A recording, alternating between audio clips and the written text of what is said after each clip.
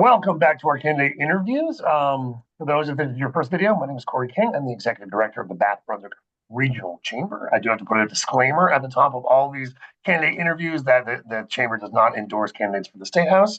But these are mostly friendly conversations because we've got some wonderful, friendly people that we like to meet. But that is in no way saying, any preference at all. It's just that we want to introduce you to a ton of good people. And that's what it's all about for our businesses and our citizens. And the next one is our friend Mattie. Hey, Mattie. Hello. As a disclaimer, I will say that Mattie is a business owner as well, and that business is a member of the chamber. So I'm just going to put that out in full disclosure. But that's it. Let's dive in. Mattie, how are you?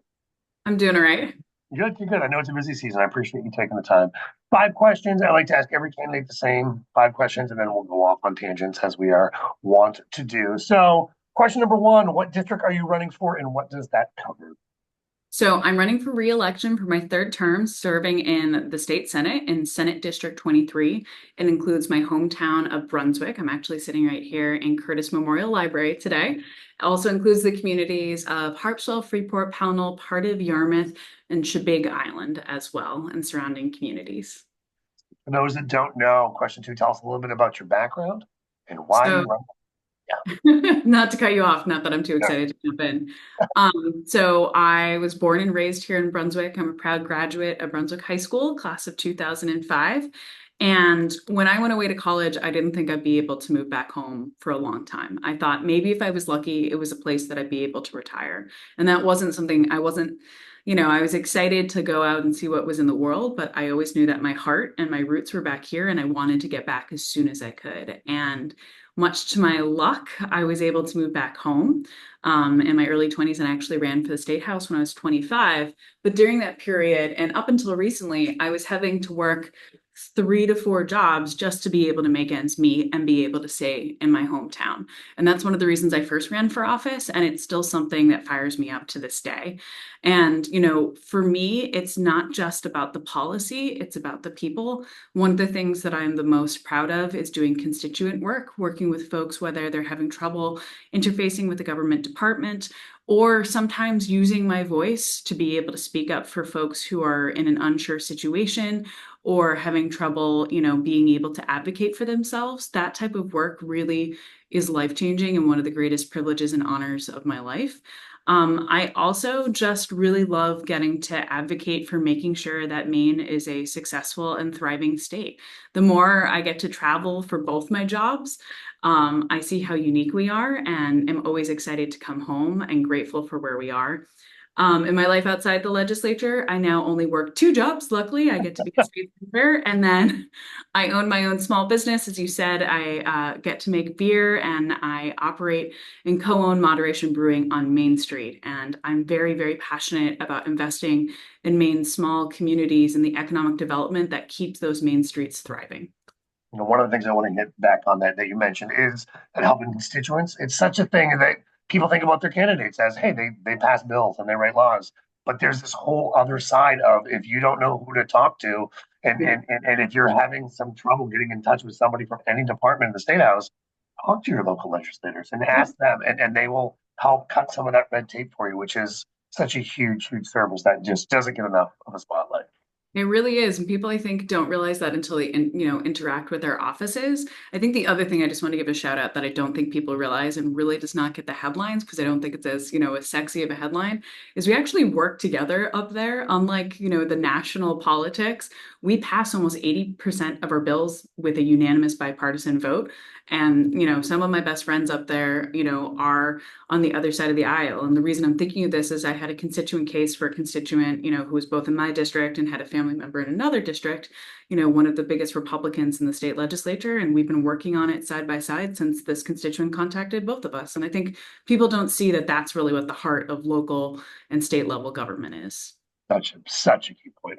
Question three. What are the top 3 issues affecting Mainers right now that you look forward to working on if elected? So I think, there are way more than three, but if I had to pick three, Right. sort of the overarching lens is the ability for Mainers, particularly young Mainers and seniors, those who are sort of the bookends, the beginning and end of your career in life, making sure that they are able to stay and thrive in Maine.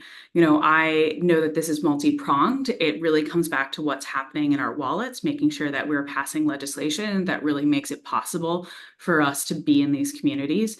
One thing sort of under that main lens is housing. This is something that, I have experienced and struggled to be able to stay in my own hometown. If I had not been able to purchase my home when I did, I likely would not be able to be the state senator for this district. The average cost averaged amongst all my communities of a single family home is north of $600,000.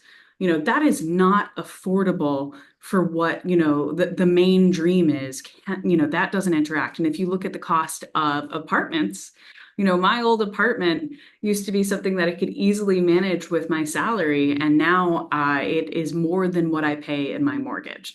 So, and I know the same thing for senior housing. There's not enough for folks who are at any spectrum of life to be able to afford to stay here. Another thing which sort of comes back to that ability to thrive, second thing that I hear about a lot and I really want to dig into next session is childcare. We have a childcare crisis. I spent the last few years working on paid family medical leave, which is something that is going to be completely transformational, and they're still figuring out the rules. If anyone has questions, please give me a call. It's a complex program. But that aside, on top of that is, you have to have a robust childcare system for our economy to really be successful. If people can't afford to go back to work, our businesses are going to hurt. They're not going to be able to, one, come back to work. They won't be going into our downtowns. They won't, if it's too expensive, if they are able to get childcare, people aren't going to be able to have the discretionary income to sort of enjoy the area they live in. So really working on not only building up and helping our childcare industry, our professionals, stipends, helping them afford to have staff, but also just being able to get those slots. Like one of my friends who just had a baby 7 months ago still has not been able to find a slot to be able to have childcare.